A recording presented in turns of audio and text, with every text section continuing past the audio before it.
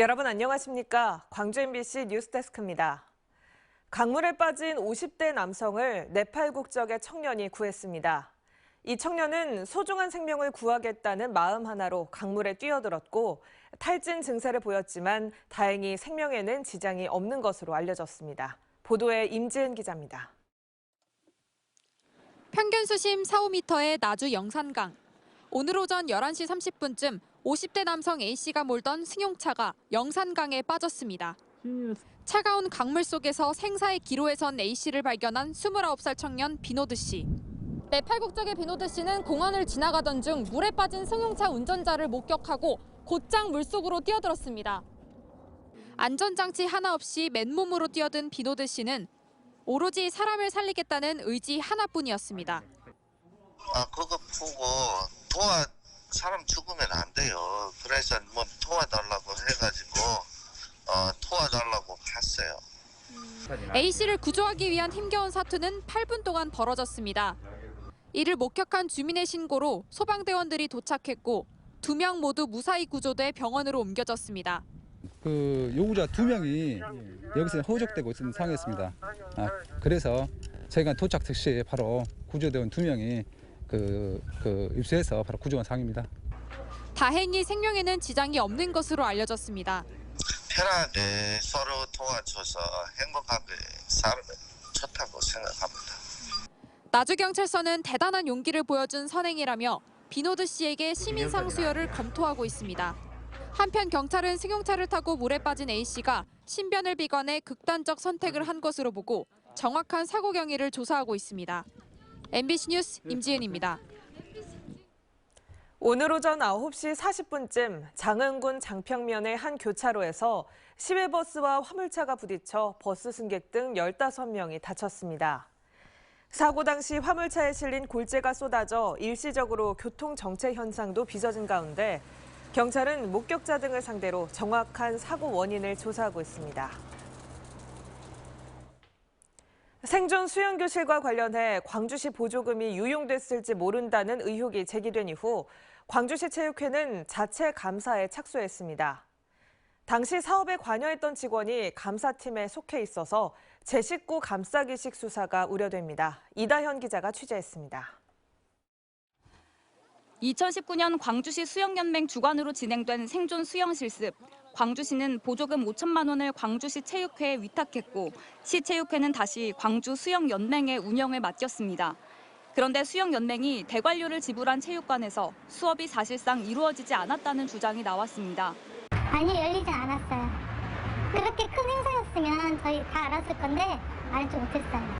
대관료와 인건비 등 시 보조금 중 일부가 유용됐다는 의혹도 시의회에서 제기됐습니다. 여기에 대한 진실 규명이 돼야 되죠. 금액에 떠나서 하나하나 이 보조금들이 잘 관리되고 운영돼야 되는데. 광주시 체육회는 자체 감사에 들어갔습니다. 시체육회는 지금까지 확인한 결과 생존 수업이 정상적으로 진행됐고 관련 자료도 제출받았다며 허위로 작성된 자료가 있는지 살펴보겠다고 해명했습니다. 그런데 자체 감사가 제대로 이루어질지는 물음표입니다. 2019년 당시 사업을 관리했던 시체육회 직원이 현재는 감사팀 소속으로 자리를 옮겨 제 식구 감싸기 결과가 나올 수 있기 때문입니다. 해당 직원 외에 다른 직원들이 사실관계를 조사하고 있지만 한 공간에서 함께 업무를 하는 동료가 이전에 담당했던 사업을 감사하는 상황이 됐습니다. 광주시도 같은 문제의식을 가지고 해당 직원을 업무에서 완전히 배제하라고 공문을 보내기도 했습니다. 신뢰할 수 없는 상황이라고 보고요. 오히려 이제 이런 경우에는 제3의 어떤 감사자가 이 감사를 진행하는 것이 좀 좋지 않나. 시체육회는 해당 직원을 이번 자체 감사 업무에서 아예 배제했고 수영연맹이 주된 감사 대상이기 때문에 문제가 없다고 설명했습니다. 광주시는 시체육회 감사 결과 미비한 점이 있다면 향후 보완할 계획이라고 밝혔습니다. 보조 사업을 관리하고 있는 시체육회에서 1차 감사를 하는 것이고요. 저희가 이제 시체육회에서 나온 감사 자료를 살펴보고 더 문제가 있을 경우에는 저희가 자체 조사나 감사를 할 생각입니다. 광주시는 또 의혹이 사실로 밝혀지면 이미 지급된 보조금을 환수 조치할 예정입니다. MBC 뉴스 이다현입니다. 최근 취업문이 좁아지고 코로나 여파로 자영업도 어려워지면서 전문 자격증을 따려는 사람들이 많아졌습니다. 그중에서도 손해평가사 자격증은 인기가 높은데요. 하지만 손해평가사 시험을 앞두고 교재가 미리 유출된 정황이 드러나 응시생들이 반발하면서 논란이 일고 있습니다. 보도에 김영찬 기자입니다. 태풍 등 자연재해가 났을 때 농어민 등의 손해를 평가하는 손해평가사. 전문 자격증으로 취업준비생들 사이에 인기가 높습니다. 그런데 2차 시험의 기본 교재가 되는 이론서가 사전에 유출된 정황이 포착돼 논란이 큽니다. 시험을 주관하는 농업정책보험금융원이 지난 2월 25일 배포했는데 2주 전에 미리 유료 인터넷 강의에 유출됐다는 겁니다. 그 책을 가지고 미리 했다고 하면 말 그대로 허탈할 수밖에 없잖아요. 허탈이보다는 뭐랄까요, 농구물에 대한 신뢰가 좀 무심히 가지 않겠습니까? 유출 의혹이 제기된 유료 강의는 40페이지 분량으로 몇 문장 일부만 다를 뿐 이론서와 99% 일치하는 것으로 파악됐습니다. 농구먼은 이 이론서를 지난해 11월 배포하기로 했는데 3개월 이상 미룬 상황에서 이번에 유출 의혹까지 불거진 겁니다.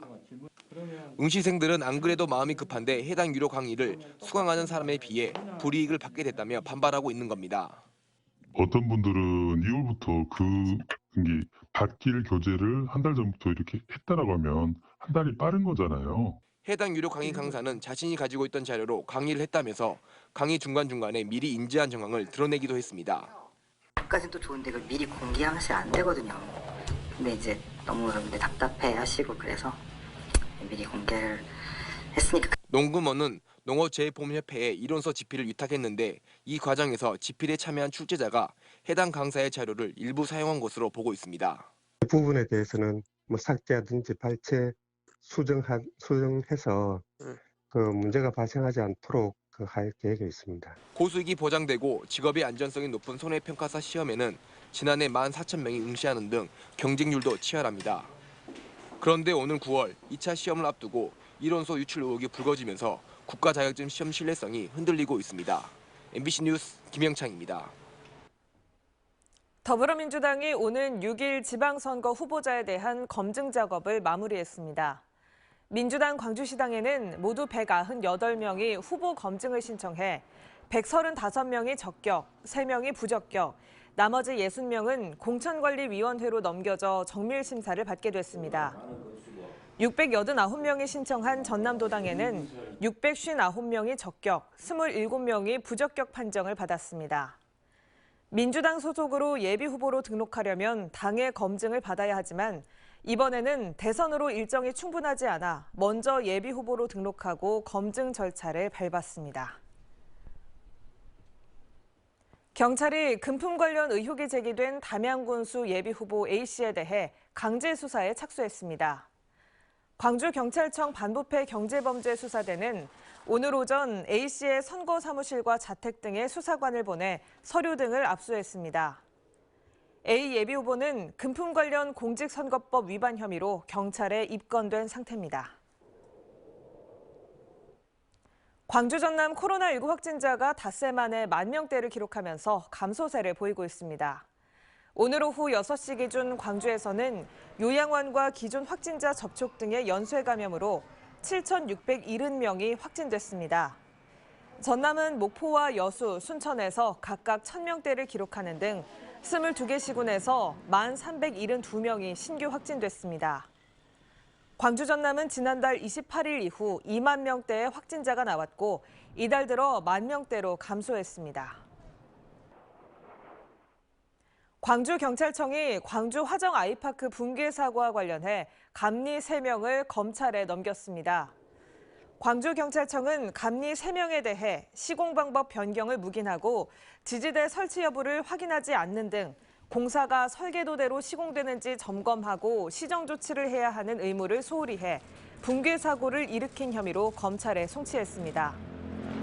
현대산업개발 관계자 8명, 하청업체인 가현건설산업 관계자 4명에 이어 감리 3명까지 검찰에 송치되면서 붕괴 사고 과실 책임자 15명에 대한 1차 송치가 마무리됐습니다.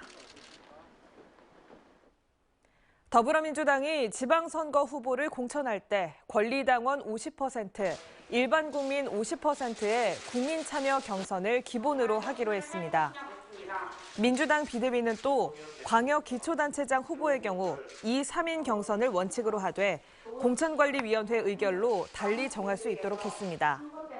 이와 함께 현역 기초의원이 광역의원에 도전할 경우 여성이나 청년, 중증 장애인의 경우 가산점 10%를 적용하기로 했습니다.